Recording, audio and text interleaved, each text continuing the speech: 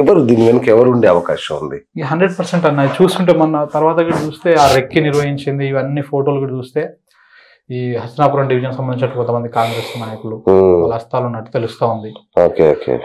ఆ నాయకులకి సీతక్క గారికి దగ్గర సంబంధాలు, వాళ్ళు రాఖీలు కట్టడం పండుగలకి.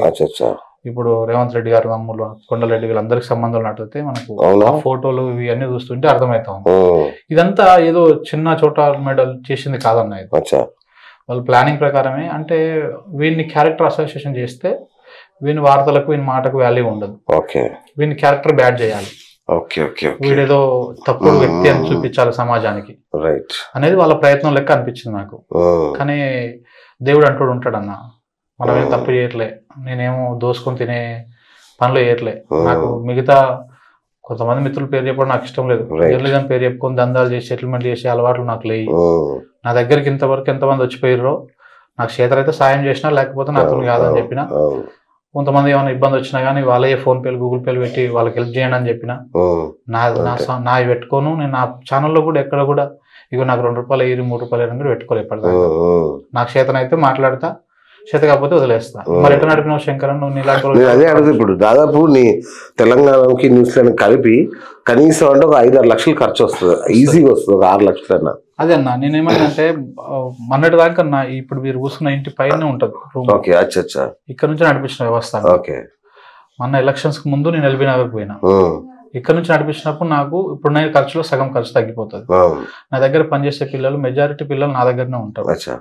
నా ఊరు నుంచి తెచ్చుకొని ఆ పిల్లలు కూడా ఇంటర్ డిగ్రీ చదివిన వాళ్ళని తీసుకొచ్చుకొని ట్రైన్ చేసుకొని నా ఇంట్లోనే ఫుడ్ పెడతా, నేనే ఉంచుకుంటా. సో అంతా నా అనుకున్న వాళ్ళే ఉంటారు నా చుట్టుముట్టు. ఉన్నప్పుడు తెచ్చుకుంటా, లేనప్పుడు అది అవుతుంది. మన ఎలక్షన్ లో కొంత వర్క్ చేసినాం, మీ అందరూ తెలుసు మీడియాలో ఎట్లా ఉంటుంది. ఎలక్షన్ లో కొన్ని పబ్లిక్ బైట్స్ అవి కొన్ని మనం చేస్తున్నట్టు మీడియా పరంగా అట్లా కొంత వ్యవస్థ నడిపించుకుంటూ వచ్చినాం. కానీ ఇదంతా ఎట్లా ఉంటుంది అంటేనా, ఇక మనం ఏదైనా ఇప్పుడు మనం ఈ రకంగా మనం ఫైట్ చేసుకుంటూ పోతే వీళ్ళకి ఫండింగ్ వస్తుందనో లేకపోతే ఇంకేదో అవుతుందనో తప్పుడు నేనే అనుకున్నాను. నీకు ఎన్ఆర్ఐలు ఫండ్ వస్తుందేమో, లేదంటే ఇంకెవరన్నా టీఆర్ఎస్ ఫండ్ ఇస్తారేమో. నా అకౌంట్లు కూడా నేను డిస్ప్లే చేయలేదన్న ఇప్పటిదాకా ఎక్కడ కూడా. ఎవరైనా మీలాంటి మిత్రులు ఫోన్ చేసి శంకర్ ఎట్టేట ఉందంటే చెప్పుకుంటా బాధ అంతే తప్ప. అంటే ఇవన్నీ నేను ముందే ఎక్స్పెక్ట్ చేస్తాను, ఎందుకంటే చూస్తున్నాం కదా.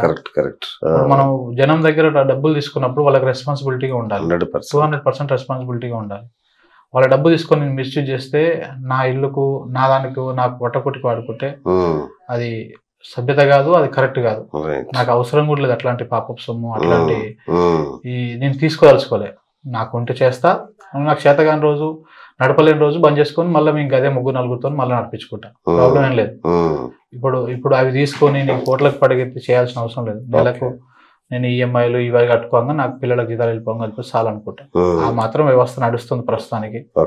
దేవుడి దయ వల్ల అటు ఇటు కొంత వ్యూస్ వస్తున్నాయి, చూస్తున్నారు, అటు ఇటు చేస్తున్నారు. కొంచెం నాకు ఈ కాంగ్రెస్ కంటే ముందు నుంచి ఎలక్షన్స్ ఒక 5 నెలల ముందు నుంచి కొంచెం రీచ్ పెరిగింది ఛానల్ మీద.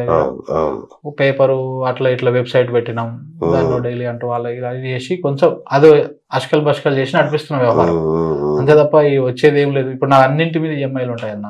మనం కూర్చున్న ఇల్లుకి ఈఎంఐ ఉంది, మనం తిరిగే కార్కి ఈఎంఐ ఉంది, రెంట్ కట్టుకోవాలి. ఇవి వెళ్ళిపోతే చాలు అని అనుకుంటున్నాను అంతే. ఇవి వెళ్ళిపోగానే పిల్లల జీతాలు వెళ్ళిపోతే చాలు. అప్పటికి కొంతమంది జర పెద్ద పెద్ద జీతాలు ఉన్న వాళ్ళే ఆపుతా, జర ఇబ్బంది ఉన్నప్పుడు ఆపి 2-3 నెలల తర్వాత కూడా ఇస్తుంటా. తెలుసు మా మిత్రులందరూ తెలుసు.